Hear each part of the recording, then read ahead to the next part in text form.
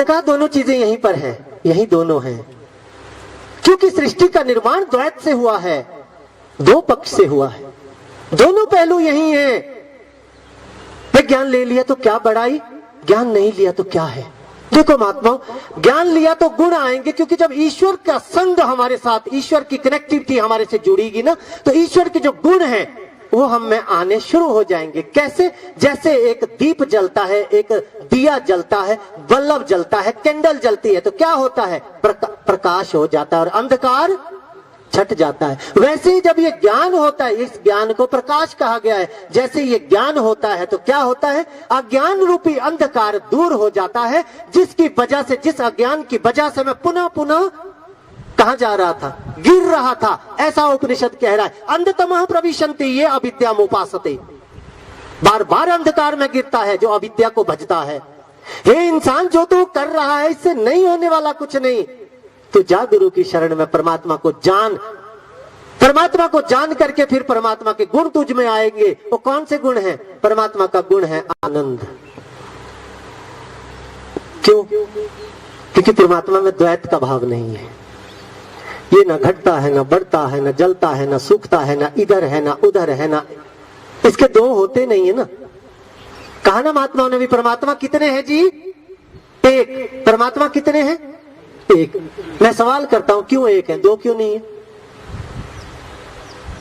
वेद कहता है एको देवः सर्वभूतेषु गूढ़ः, या एको ब्रह्म द्वितीयो नास्ति। क्यों है जी? एक क्यों है? हम नारे लगाते हैं सबका मालिक एक। गुरु क्या कह रहा है? भाई ठीक है, सबका मालिक एक, पर पहले इसको देख, देख पहले एक कैसे है। तो मेरा ये सवाल है, एक क्यों है? इसका जवाब है क्योंकि जो ईश्वर है ना, कटता नहीं है, इसमें कटने का गुण नहीं है, खंडित नहीं होता, अखंड है, इसलिए दो हो ही नहीं सकते, इसलिए एक है। क्योंकि खंडित नहीं होता है ईश्वर, खंडों में विभाजित नहीं होता है, इसलिए कहा है अखंड। अखंड ईश्वर के जो दर्शन करा दे, गुरु वही है भाई। ढूंढ ऐसे गुरु को। और आज यही मैसेज देकर के, हम मैसेज देने के लिए यही पहुंचे हैं आज। तो कहा तो इंसान को था, ढूंढ ऐसे ऐसे सदगुरु को ढूंढ जो अखंड ईश्वर के दर्शन करा दे। अब जब ऐसे ईश्वर का दर्शन होता है तो क्या होता है? जो ईश्वर के गुण हैं वो हम में समाहित होते हैं। प्रेम, प्यार, दया, करुणा, समभाव। अरे सब हमारे तो हैं, सब एक ही जैसे तो हैं, सब ईश्वर की तो संतान है। जो मैं आज तक पहरावे की दृष्टि से, खान पान की दृष्टि से, वेशभूषा की दृष्टि से, पहरावे, बोली, भाषा, धर्म, मजहब के नाम से मैं अलग अलग मान रहा था, तो सब धारणाएं खत्म हो गई, सब अपने नजर आने लगे। ये संभाव आया किसकी वजह से? ईश्वर के दर्शन करने की वजह से, ईश्वर के जानने की वजह से। क्यों? ईश्वर में द्वैत का भाव नहीं है, वो खत्म हो गया। वो जो दुर्गुण था किसका? निंदा, चुगली, ईर्ष्या, द्वेष, बैर, नफरत का कारण उसके पीछे क्या था? अभिमान, मैं श्रेष्ठ हूं, मैं ही श्रेष्ठ हूं, मैं श्रेष्ठ हूं।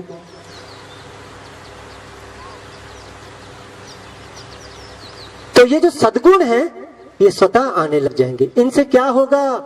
इनसे ऐसा होगा महात्माओं, हमारा जो घर परिवार है सुकून आएगा, चैन आएगा, अमन आएगा, आपसी मिल वर्तन, प्रेम, प्यार आएगा, एक दूसरे का सत्कार आएगा। कौन महात्मा, कौन भाई बहन, कौन सज्जन है ऐसा जो अपने परिवार में ऐसा चाहता है कि सुबह उठते ही बखेड़ा शुरू हो जाए? कोई है ऐसा? सब चाहते हैं कि सुबह उठते ही वाह वाह, सब में आपसी मिल वर्तन हो, सब में वो हो। लेकिन चाहता वो है ना, माँ बाप चाहते हैं, जो बुजुर्ग हैं परिवार के, वो चाहते हैं हमारे बच्चे सब कैसे हो, संस्कारी हो, और कैसे हो, तवज्जो दें, हमारी इज्जत करें, प्यार से रहें, मिल के रहें, मिलवर्तन से रहें, आपसी प्रेम पूर्वक रहें। ऐसा ही चाहते हैं ना? ऐसा ही चाहते हैं सब। कोई नहीं चाहता है कि मेरे बच्चे लड़े रहे आपस में, इनकी तो लड़ाई लगी रहे। चाहता है कोई? कमाल की बात है, चाहते तो हम सब अच्छा है, पर जहां से ये गुण प्राप्त होने हैं वहां की तरफ नहीं बढ़ते।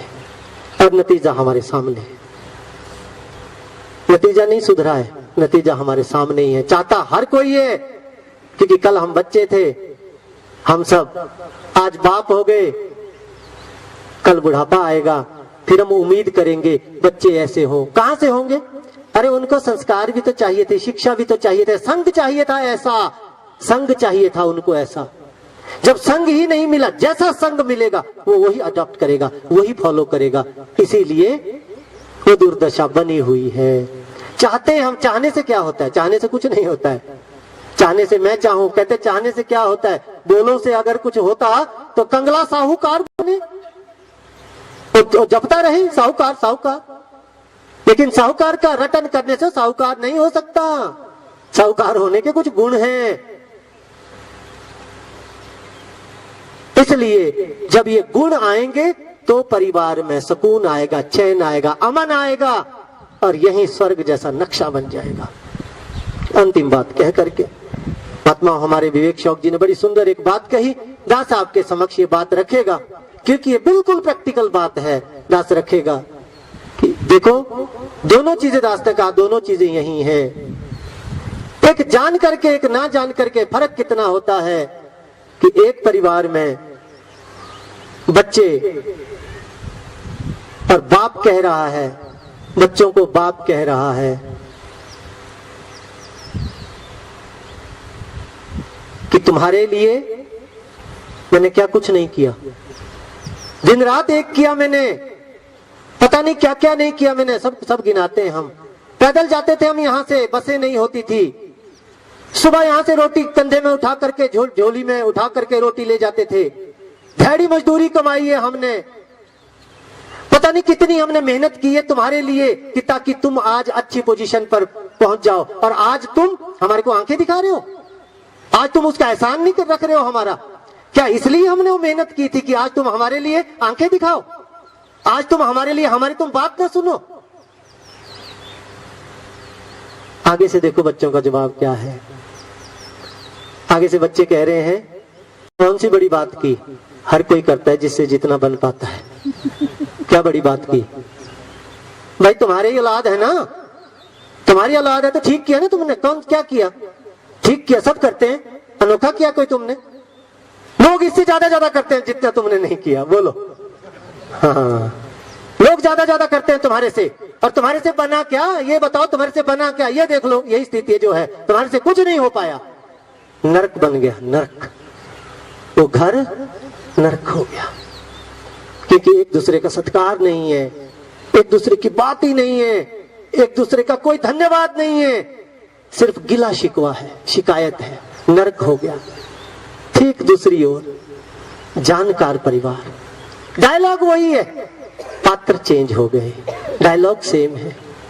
दूसरी तरफ वो परिवार कह रहा है, बाप कह रहा है, क्या कह रहा है बाप?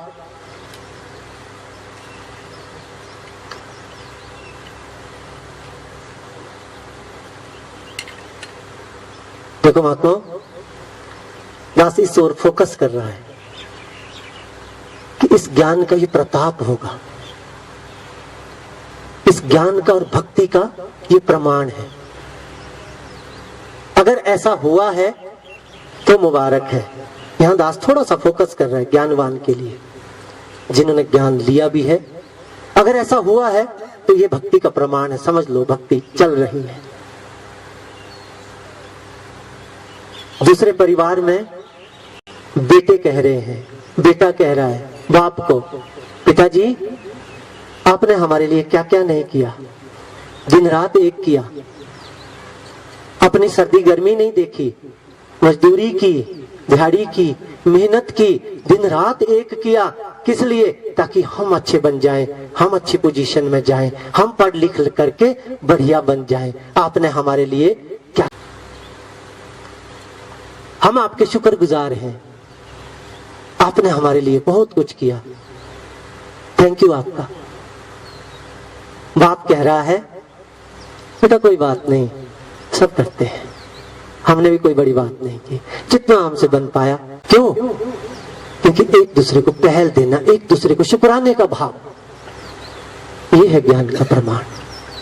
क्योंकि जब परमात्मा का ज्ञान मन में बसेगा, जब परमात्मा का ज्ञान परमात्मा को देख करके जब गुण परमात्मा के आएंगे, ये भाव आएंगे, शुक्राने के भाव आएंगे, और जीवन आनंद पूर्वक बीतेगा। क्यों? क्योंकि आनंद गुण है ना परमात्मा का। घूम फिर के ऐसे बात घूमी, ये गुण है परमात्मा का, आनंद, सुकून, चैन, दया, करुणा, ये भाव, यही गुरु समझा रहा है।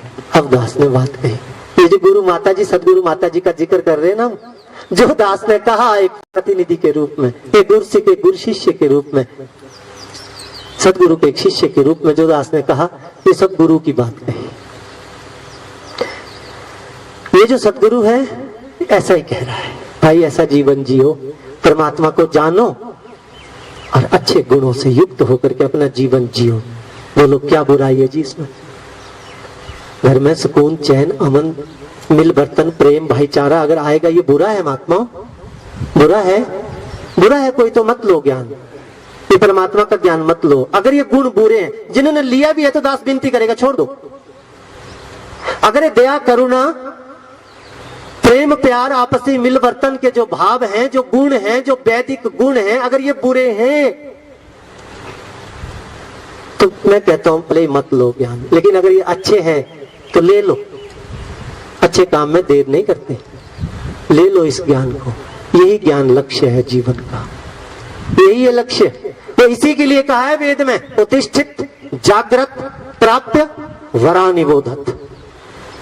उपनिषद कह रहा है, ये कठोपनिषद, उठ जाग प्राप्त कर।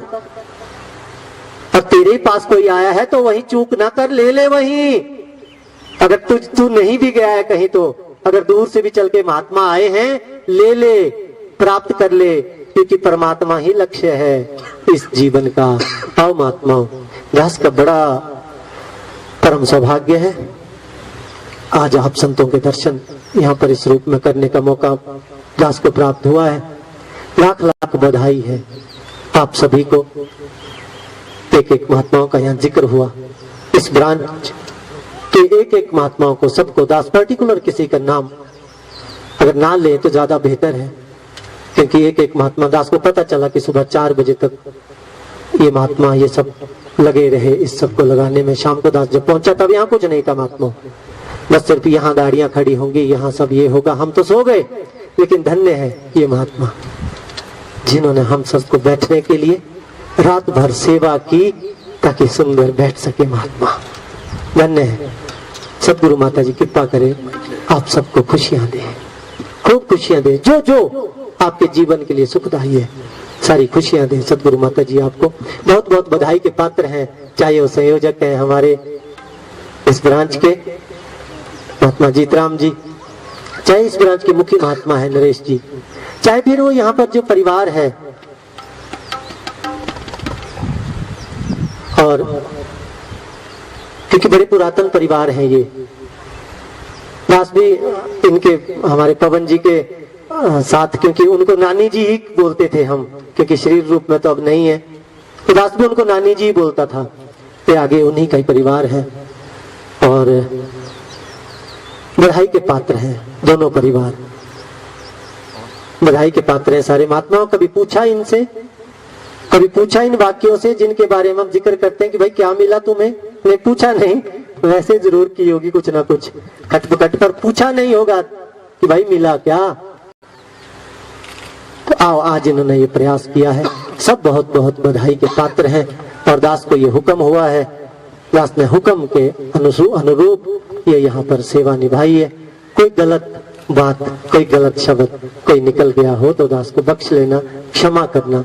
बात एक ही परमात्मा की गई, परमात्मा को जानना है। अंत में दास विनती करता है, हे सतगुरु माता जी कृपा करना, जिनको प्राप्त हो गया है वो संभाल पाए और इस पर चल पाए, अमल कर पाए, ऐसी ताकत देना, ऐसी बल बख्शना।